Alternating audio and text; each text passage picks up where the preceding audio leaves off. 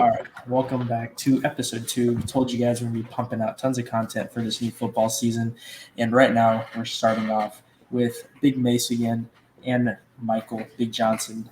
Big Beast could not be here for this podcast, but we're going to jump into some college football discussion from the past weekend. So starting off with the AP Week 6 poll, my first comment is I'd like to understand how OU got moved up 2 spots to number 19 after putting out a piss-poor performance against Auburn. That's neither here nor there. I forgot that brands rule college football, not actual performance on the fields. Gentlemen, I'll let you take it away from there. It's called a slide of a 20. Yeah, literally. Literally slide them a 20. That's what happened. Sliding them a 20. Bringing them up in the couple spots in the poll. I don't see it. But we have to take context into that game, right? Like we'll get on OU later, so I don't really want to too much on that one. But it's context, right? What OU was going into that game and being able to pull that out. And Auburn is, although they have, outside of turnovers, Auburn is not a bad team statistically. No, they're pretty bad. Peyton Jones are pretty bad quarterback. They're not, though. If you look at every stat outside of interceptions, outside of turnovers, their stat lines do not look bad in any game they played. So just keep that in mind. If OU is the one that jumps out on you on this top 25 poll, that's sad because Ole Miss is at number 12, who lost to an unranked Kentucky. That is fair. Let me tell you, as an A&M fan, you're pissed at OU being on here. Ole Miss is number 12, losing to Kentucky. You lost to Notre Dame, who is the number 14 team.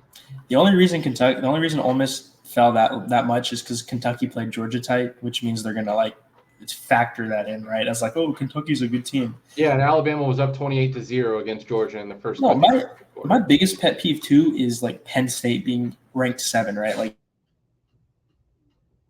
If we're taking into looking at a vacuum, and A&M was 24 and we felt tied at 25.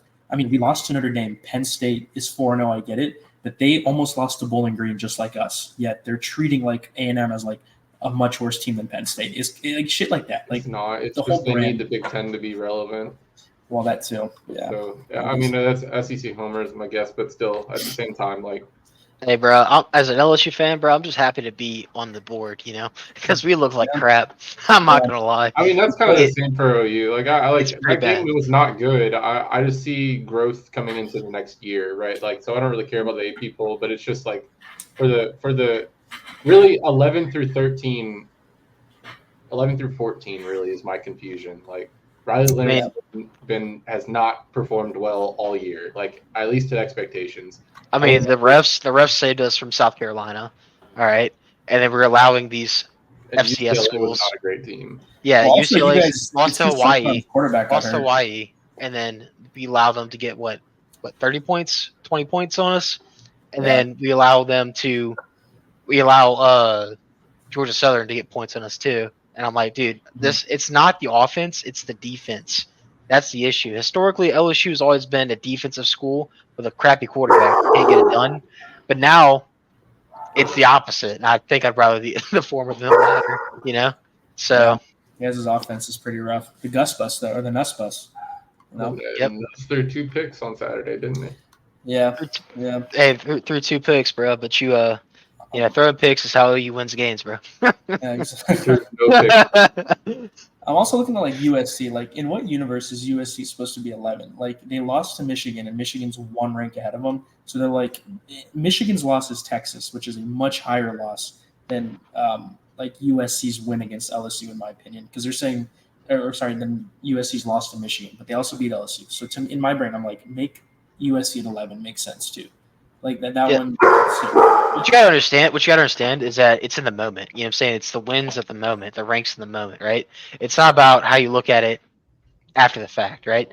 So the wins and the ranks at the games when they win or when they beat the person, that's what matters. So you can't look at somebody and say, oh, this team was ranked this, so they beat this person, but this person beat that person, so therefore they're better than that person. It's all about who shows up because different teams can show up at different and perform differently. So it depends on the atmosphere. It depends on the situation at hand. I think we'll figure out more who Michigan is. I mean, they play Illinois, who is not a bad team. They play Oregon, who has struggled, but is also not a bad team. And they play Ohio State. I mean, obviously, but outside of that, I mean, those are probably the three biggest struggles outside of USC in the Big Ten. And Ohio State's going to dog walk Michigan. I agree with that. They're going to dog walk Michigan. I still don't think we have a good census of what Michigan actually is this year, to be honest. Yeah, not yet. All right, I got to be moderator and move on to next topic. So topic number 2 is everyone's heard about the curse that the FSU fan put on FSU by saying he would eat dog shit if they lost to, Boston College, I believe. And they ended up losing to Boston College. And since then, they've only had one win. They just lost this weekend to a crappy team. Remind me of the team that they just got dog stomped by? SMU. SMU just lost bad to SMU. So the question is, how do you SMU? Okay, do not say SMU. SMU's not. It's not bad. They're not bad. This is that Florida's like. No, they're not terrible. No, SMU's not terrible. No. All right. However, what? SMU beat them. But Preston Stone wasn't playing either. He wasn't. They didn't. I don't think they had their starting quarterback. They did not. DJ Ugabuga looks like crap. And he's also benched. DJ Ugabudugi. I think he's also benched now. I would be. Yeah, I don't know. No, he got hurt, and that's why they put Brock Glenn in. No, I saw a video. I saw a video of like DJ Ugabudugi doing his little, little sponsorship, and it was for the Circle K on the FSU campus. That's where he's gonna be working, bro. Yeah, like dude's getting the job interview done early. But yeah, I think the best situation for him right now, like I've been in that situation where I've had the yips or whatever it's called.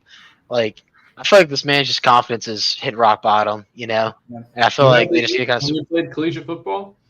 I didn't play collegiate football. I played 5A football for high school. Started varsity. So football at the Bayou? I don't know they had football in the Bayou. Yeah, we use airbits instead of receivers. So sounds about right. No, I mean FSU's like, this is they lost Keon Coleman, they lost Johnny Wilson, they lost Jared Verse, they lost Jordan Travis. Then let's stop this conversation. How do things reverse? Like, does it change? Is there a way to see improvement at FSU? Oh yeah, you gotta eat dog shit. The fan needs to do it. He needs to do it, bro. I think you gotta curse them. It's like a generational curse. It's not gonna lift up, It's like the Yankees and Red Sox curse. The Red Sox curse. That's what this is. With the Cubs, but that eventually got turned over. But that's who. A Cubs fan ain't shit. That's what it was. Yep. Years. All right, so this one is, I think Mikey has a lot to say on this one. The UM versus Virginia Tech ending. I think University of Miami won by 3 or 4 points in that game. Very controversial ending. I will admit I did not watch the end of that game, so I'm not going to talk on the topic. All I know is Cam Ward had like 4 tutties, 2 picks. So, Mike, you can take this one away. I mean, first off, this shows how terrible officiating has been this year going in. But outside of that, the biggest thing is I don't feel that emotional about it. The only reason I cared about it was because I had money on the game. But I don't understand the concept of calling a touchdown and there was obviously no undeniable evidence that it was an incomplete pass. Unless they have way better cameras and they showed, there's nothing. They don't. Yeah, they don't. There was nothing. So I don't understand how that call could be reversed. In my mind, I think the ACC had way more reason to have Miami win that game. Yeah. Somebody paid. So, I mean, somebody's. It's like the Saints Rams. Remember when that Saints player got lit up and they didn't call PI? It's like, it's like. That's the only reason in my mind that would happen. Well, I think it's different in this situation because it's all for technicality. You know what I'm saying? If they've ruled that it was incomplete, I would be a lot more, forgiving toward the situation. But they ruled it a touchdown after the fact, and then they reviewed it. Vice versa. I mean, it'd just be unfortunate. It's basically it's just worse. Yeah, well, not really. I mean, Dude, honestly, do not give this shit up for years. Yeah, like it's just kind of iffy situation, a little gray area in the sense that like officiating. I guess they didn't want to like make this game end off of a call in this way for Miami at least, and they just reversed it because they're like, screw it, like. I also I don't didn't think know Virginia. Carlin Jones and Cam Ward went to the same high school, or not same high school. They played like they grew up playing football together. That was kind of an interesting thing. Yeah, actually. Yeah. I'm trying to find a snippet of the video. I'm trying to see. I feel like I'm just missing out on this. Yeah, it's bad, but I mean, like the thing is you just can't tell. It's just a blur. It's nonsense. So you have to go with the on-field call. I don't know how you don't. Like, what's There the was point? there was no good angle for the situation. I don't get it, but it's what it is.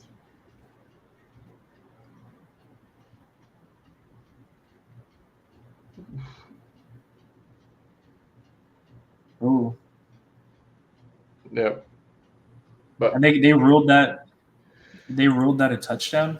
They ruled it initially, yeah. And it was a Hail Mary. Hail Mary, yep. Yep.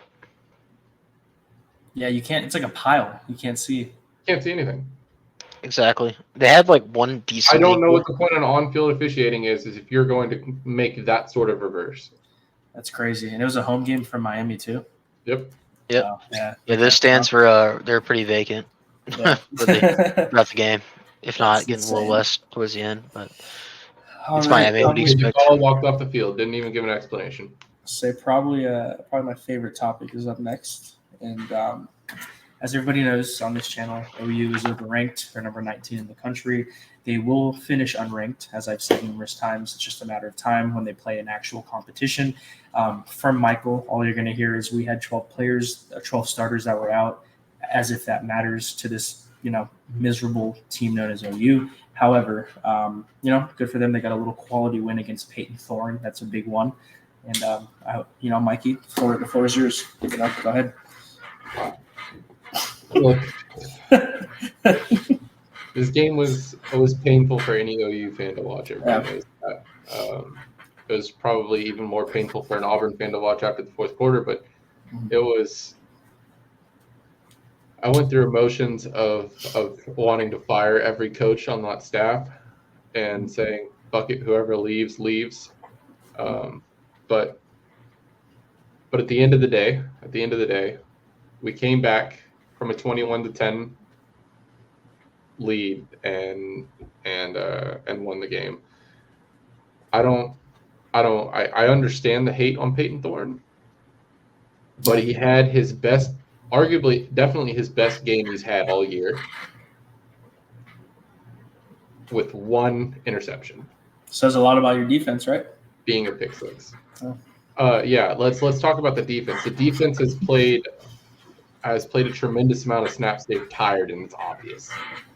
Yeah, I mean it's just blatant, and I don't know how you can come on here and say our defense is bad. Like I just think that's just dogging OU is just a fun thing for me at this point. Yeah, you're a troll. That's all Aggies are good at.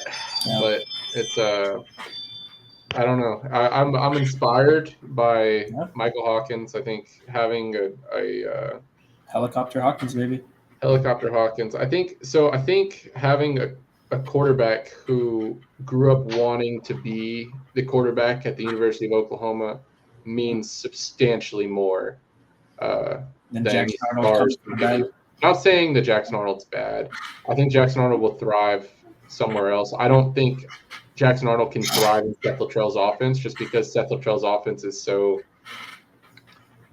bad. I don't know. Honestly, I hate the entire Art Briles freaking tree of offensive play calling. It's terrible. I'm tired of seeing it. I want it gone, please. But it's not going to happen, and I can come to terms with that.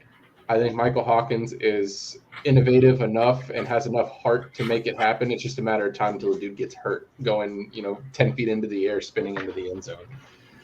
But we'll see what happens. I don't know. Maybe worse. It's true. We did not have a starting wide receiver. We had one wide receiver that wanted to make a play on Saturday. JJ Hester, shout out. Longest play of the season for OU offensive play. Was it 13 yards? Seems like 13 yards. Does it really matter when all your starters would be backups anywhere else? I mean, that was also the first true freshman start away game that's been won at Oklahoma. I think. I'm pretty sure. Jackson Arnold for not winning. All right. So this next topic will give you guys the chance. I'm all fair as a moderator of this. I'm very fair. I'll let you guys, dig into me. But first, I will give my little piece. So the Aggies, what to make of them? Essentially, the Aggies like to make every game closer than it needs to be. I think outside of Florida, every game's been within 5 points, unless I'm just completely wrong. Bowling Green might have been. No, I think Bowling Green was probably pretty comparable. Point being, they like to make every game really close. The talent is undeniable. I think we have a blue chip ratio, which is like talent composite for your roster of like top 5 in the country, which always blows my mind because we have so much talent. Yet on the field, it seems like every game is a lot closer than it needs to be. Missouri will be a great test this weekend at home. But I'm liking what I'm seeing out of Marcel Reed. Now there's a whole discussion of if Connor Wegman comes back, do we start him? I wouldn't start the hot hand with Marcel. He hasn't lost a game. The team rallies around him.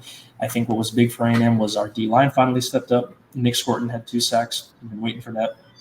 And then Noah Thomas stepped up as the number 1 receiver. Hopefully he can keep it up. And that's really the big thing with our offense. We can't have number 1 receiver step up. So I'll leave the floor open.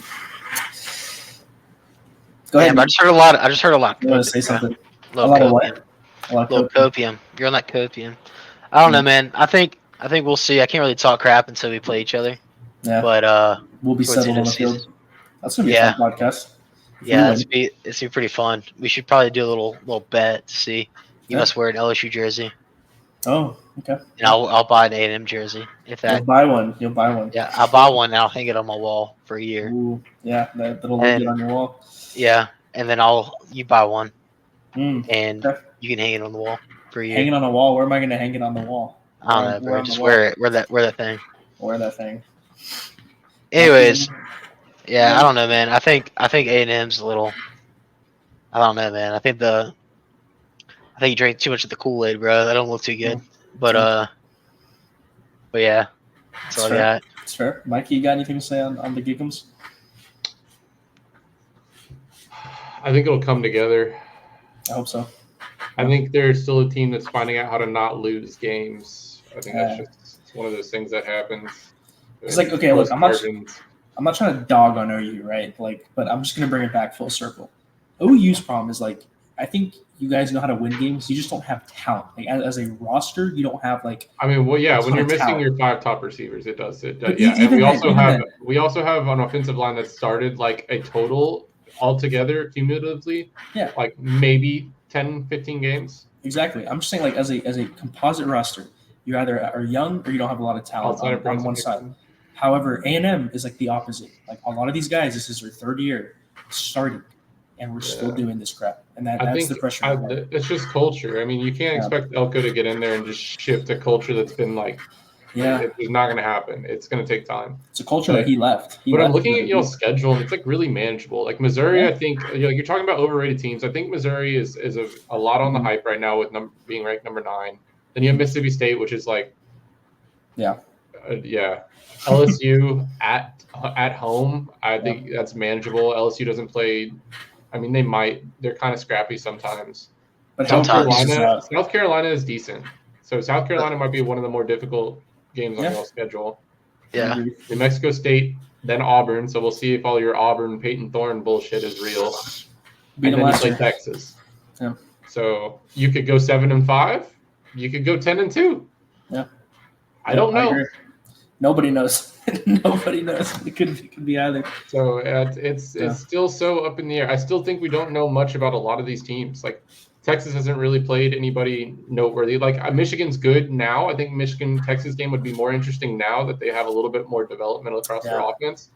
But when they played Michigan, Michigan was not a good team. They put that game week 2. They put that game week 2 for UT to get an early win. Telling you, I don't think I don't know that was planned just because of when that game was planned. But that's fair. Feels that way. So I don't know. I'm still not all that up on Texas. I think they lost a lot of talent last year. I know that means a lot coming from an OU fan, but we'll see.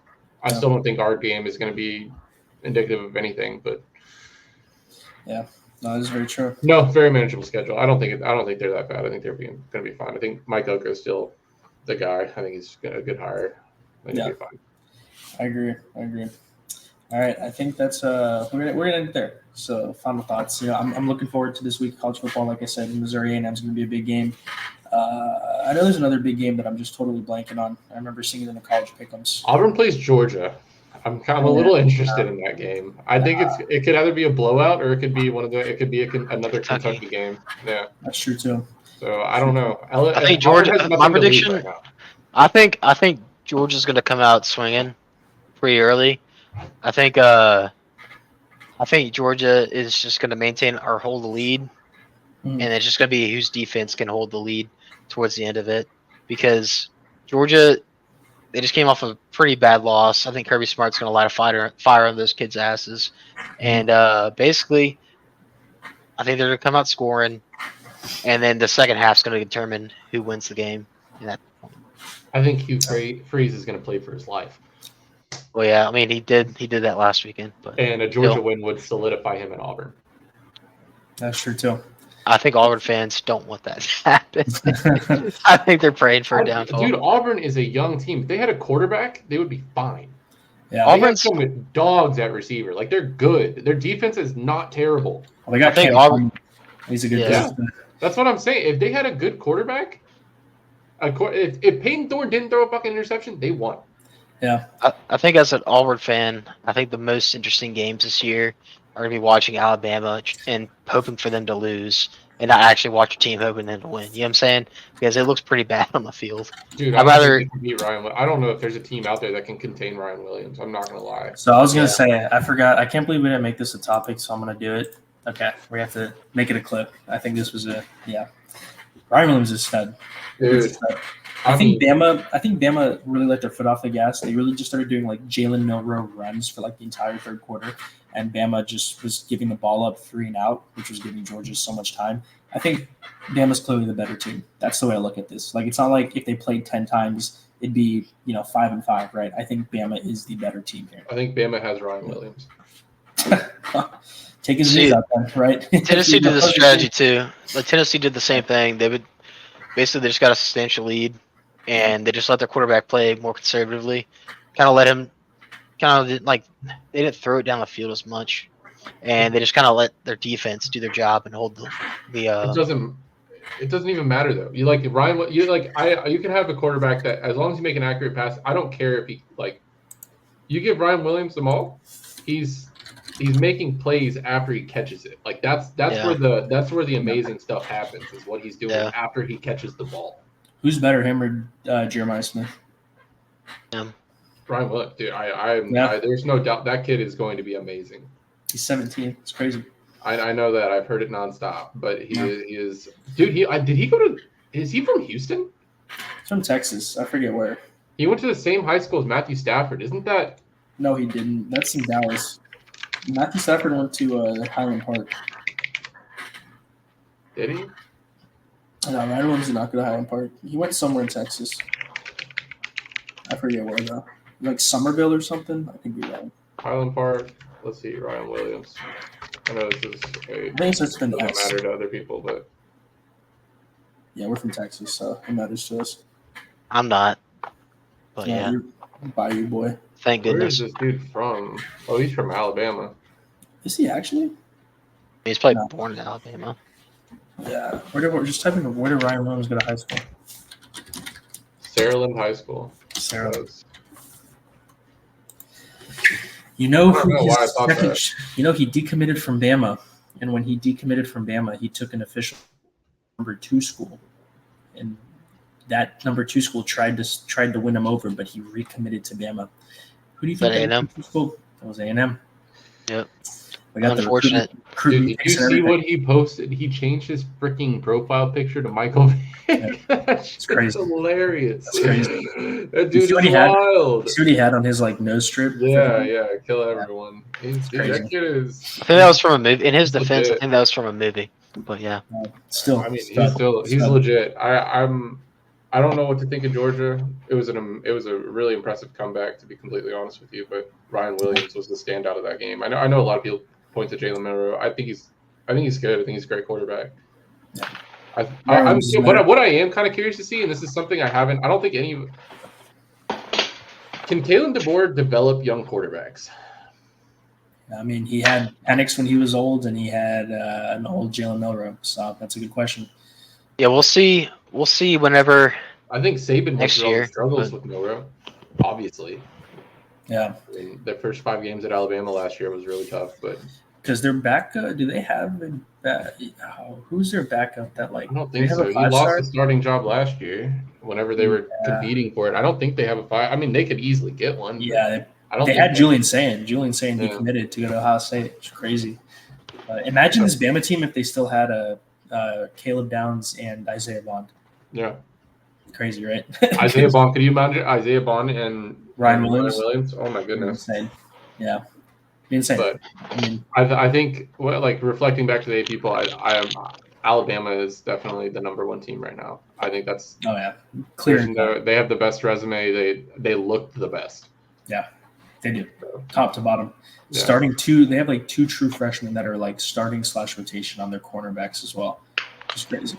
Yeah, it's insane. But who knows? I think. Man, yeah. Did you see this is completely random, but did you see Haley Cavender, or whichever Cavender twin he's dating, came out on made like a TikTok like defending him because she's like mad that people are like making fun of the way he looks on social media. Mm-hmm. And she made an entire like post on TikTok saying like how rude that is. Man, so somebody needs to make a TikTok on how bad this dude's camera is. This man just holy shit. Yeah, no, Mason's camera's bad. It's not like focusing. No. Yeah, so this dude just lost. Bro, you look like you're in the projects. Like I'm telling you, like you're all right, bro.